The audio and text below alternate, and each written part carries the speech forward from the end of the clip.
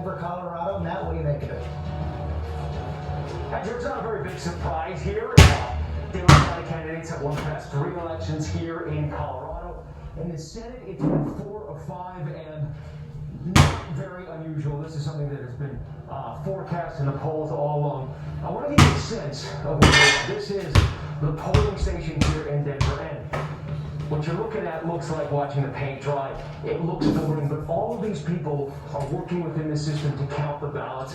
It's incredible, the tenderness with which they are caring for each ballot. A lot of talk tonight about whether or not the elections are rigged, whether or not there has been fraud. I can give you a sense that here it is working like a well-oiled machine. George? We know how to count votes by mail in Colorado. Done it for a long time, Matt. Thanks very much. 9 states for Joe Biden, 7 for Donald Trump, 89 to 51 in the Electoral College. We'll be right back.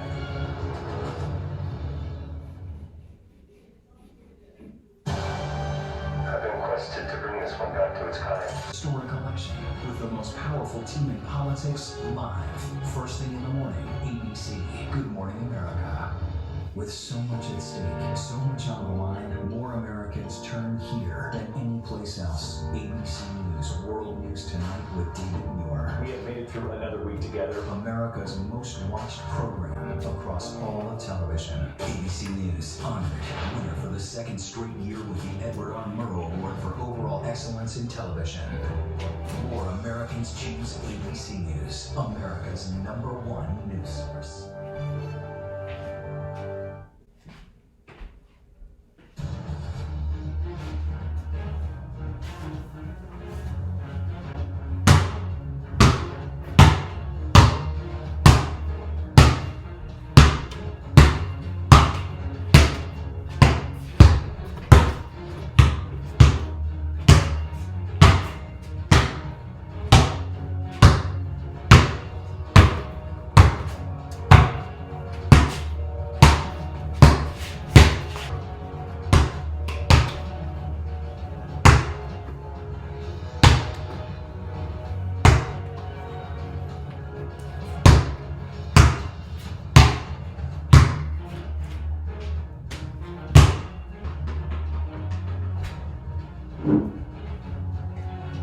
So, what does the trailing candidate, as we look for patterns over and over again, what's going on? This is one of the few counties in Florida where Joe Biden is not at least matching Hillary Clinton's percent number. So that is unusual, at least in context of what's going on. And the early vote, and I can tell you that the election day vote is running 69 to 30 for the president, and the early vote was running 53 to 46 for Joe Biden. So it's really that split that defines this as much as any geography. And then the question remains, what portion of this outstanding vote is either early or election day? Can I pause you? I can probably tell you a little bit. Can I pause you right there?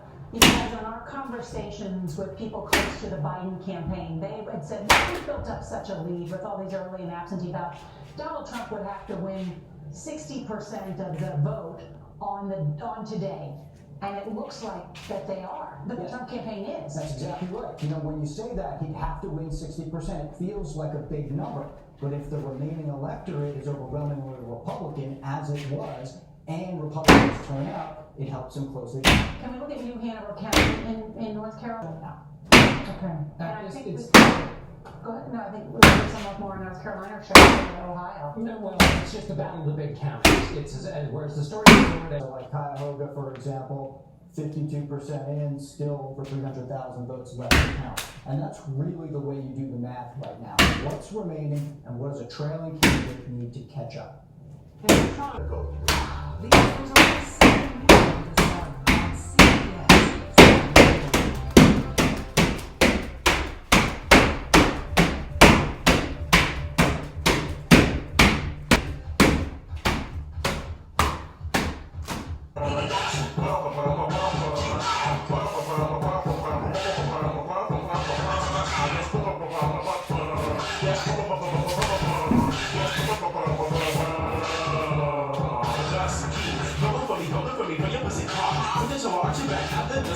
When you're battling, you better make your way fast. The judge on the panel is what I really want to see. When you're looking for me, so you're looking to 30 inch me. If you wanted to see, you don't do it for me. Bitch, I'm about to carry, bitch, fucking carry. What? Legendary, he's a legendary, he's a legendary, legendary, he's a legendary, wow. Legendary, she's a legendary, she's a legendary, legendary, she's a legendary, wow. Legendary, if you ain't legendary, then you better ball like a legendary, wow. Legendary, legendary, legendary,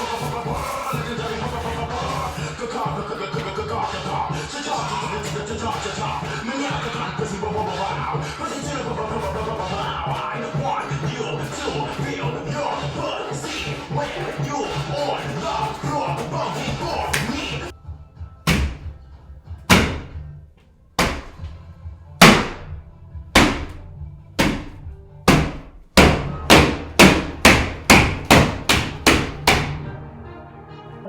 Election. Most of the early battlegrounds are still considered toss-ups between President Trump and Joe Biden as votes continue to be counted. The president is performing well in Florida while Joe Biden is showing strength in North Carolina.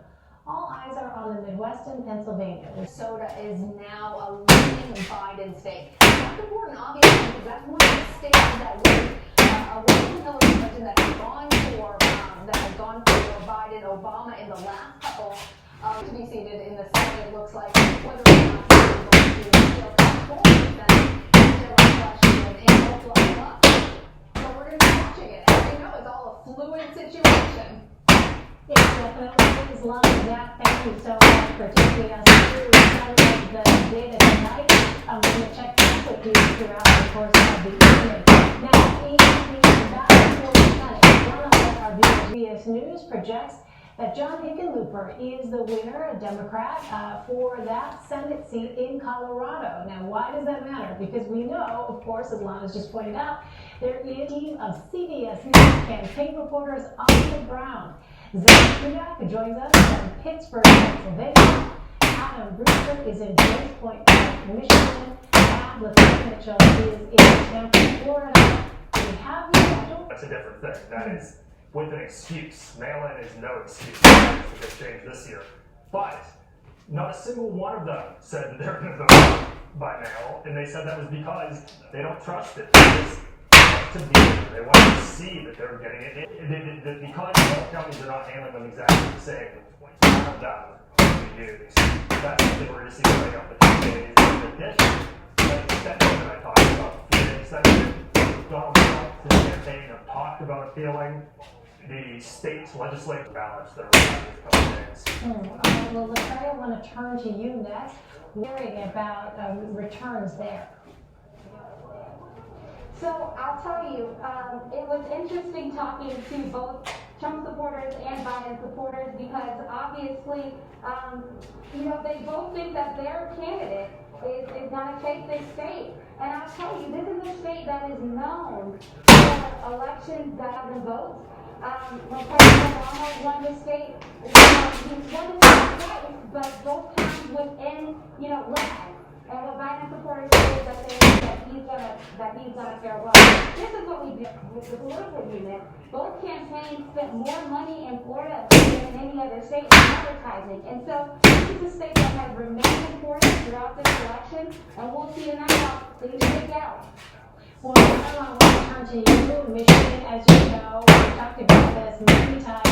While we think it could take until Friday to count every last vote in Michigan. That's because Michigan is having record absentee voting, just like we've seen in every essentially throughout the country this year. And it's double what they saw in the August primary, which was the previous high. The office has been optimistic that things are going quite well. The Detroit City Clerk spoke a little while ago and seemed optimistic about how they are doing in the processing of absentee ballots. It processed about 120,000 of their ballots as they received over about 170,000. So things could be going faster and moving a little quicker than the Secretary of State had expected. She said it was supposed to close more than 1 hour ago, but there were hundreds of people waiting in line. They wanted to cast their ballot. And because of this and all these other locations, we still have. Well, it's hard to assess, how much exactly is that in. But when I was talking with some of the folks who are volunteering. Arizona. So, Alex, what has Election Day been like there where you are? Well, the story in Arizona, in some ways, is not that different than the battleground states all around the country, and that's record turnout. Both record turnout before Election Day even happened. I mean, there were more voters that voted early here in the state of Arizona than the entire total of all the voters who cast ballots in Arizona in 2016. But that record turnout continued into today. In play, it is still too soon to tell is likely for President Trump. Montana is leaning toward the president. Who got in 2016, even though she lost the state, she got a lot more votes. So he's underperformed there. But what's really interesting is that it's one of the only Donald Trump certainly has an edge. You see the total vote there, and I'm going to do one more thing. I'm going to overlay our model that's Panhandle counties are coming in a little stronger. Like Escambia, Anthony is coming in a little better for Trump than here is, I'm going to overlay the model. And what I mean is, we're going to take However, to win the presidency, what are you hearing about those upper Midwest states that the Biden campaign is most confident about? They're in Denver, Colorado, and that was a negative. And there's not a very big surprise here. Democratic candidates have won past 3 elections here in Colorado. And it's still between 4 or 5 and not very unusual. This is something that has been forecast in the polls all along. I want to give you a sense of what this is the polling station here in Denver. What you're looking at looks like watching the paint dry. It looks familiar, but all of these people are working within the system to count the ballots. It's incredible, the tenderness with which they are caring for each ballot. A lot of talk tonight about whether or not the elections are rigged, whether or not there has been fraud. I can give you a sense that here it is working like a well-oiled machine. George? Nevada counted votes by mail in Colorado, done it for a long time. Matt, thanks very much. 9 states for Joe Biden, 7 for Donald Trump, 89 to 51 in the Electoral College. We'll be right back.